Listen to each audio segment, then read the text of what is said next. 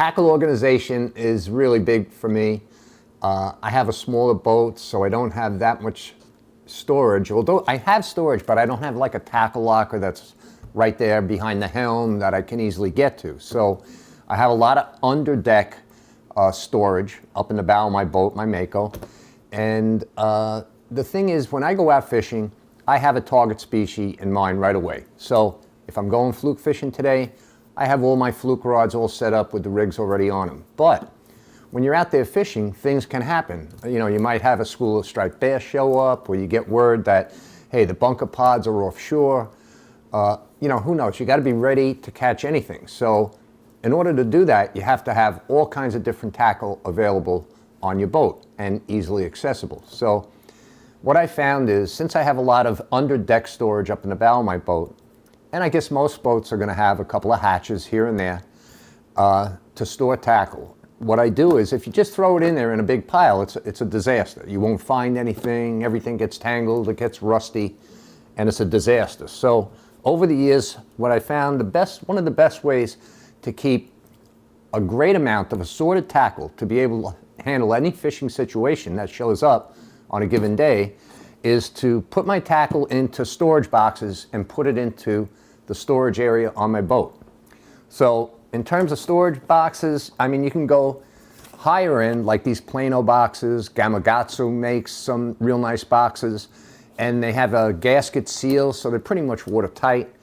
So you can go that way, and I have a bunch of those, and they stack really well.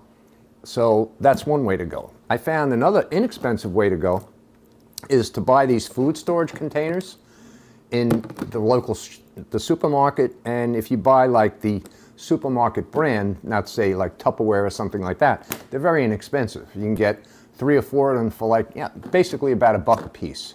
And what I do is, for example, in this one, the smaller size, I have all my terminal gear, meaning swivels, quick clips, split rings, all in one place. I have it labeled, and that'll be in my storage area. So when I open up the lid and I'm looking for it, I simply look for the box that I need that has what I want, pull it out, and we're ready to go. And they make them in all different sizes. You see in this larger one here, I have a bunch of treble hooks, and that stays on the boat in case I got to re-rig something. So I really make use of these. I probably have 30 or 40 of them. And as the season changes, I'll add to it, you know, put more as the different species show up. When we get into the fall, September, and the fall salvies show up, I'll get a lot of little jigs, you know, rigged up and ready to go. So these things can be switched around. Some can be taken out of the house, put on the boat, back and forth. But I always have basically all the tackle I need to catch anything that's swimming out there at a given time during the season. In addition to that, when I go fishing, you know, let's say today I got a crew going, we're going to go fluke fishing. I obviously bring the fluke fishing rods, but then I also bring jigging rods, light tackle spinning, and heavy tackle spinning in case I decide to switch off to another species.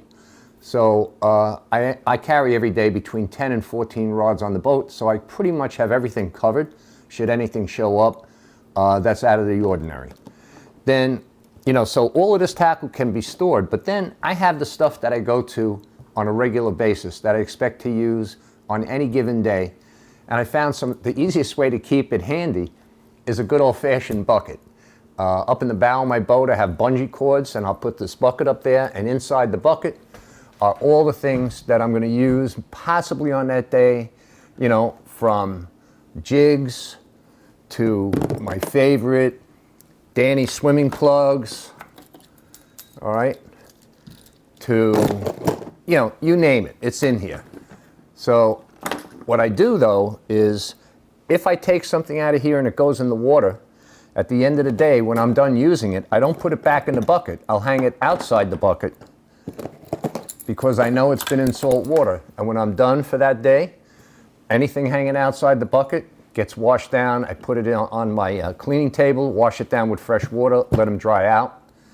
And this way, everything stays in good shape. Your tackle's going to last. The hooks aren't going to rust out. And it's a very convenient way that I can go to this. This is my go-to bucket of jigs and lures that I probably am going to use a few of them on any given day.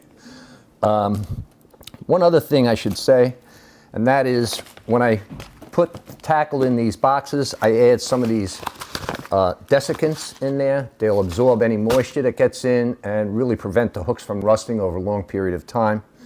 That's another tip. And then my other gear, the other rods and reels I have on the boat, not for the target species of the day, but the jigging rods and spinning rods, all of them we rigged up with about 1.5 foot to 2 foot long leader with a swivel, 80-pound Spro swivel, 50 or 60-pound fluorocarbon, and a quick clip at the end of it, so I can pick up any rod and reel and hook a jig on there or a plug, and I'm ready to go for the alternative species.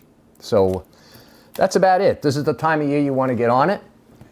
Get your stuff organized. These are my recommendations. And when you do that, you're going to be a better fisherman. You're going to be able to attack any species, any given day, and really put you at the top of your game.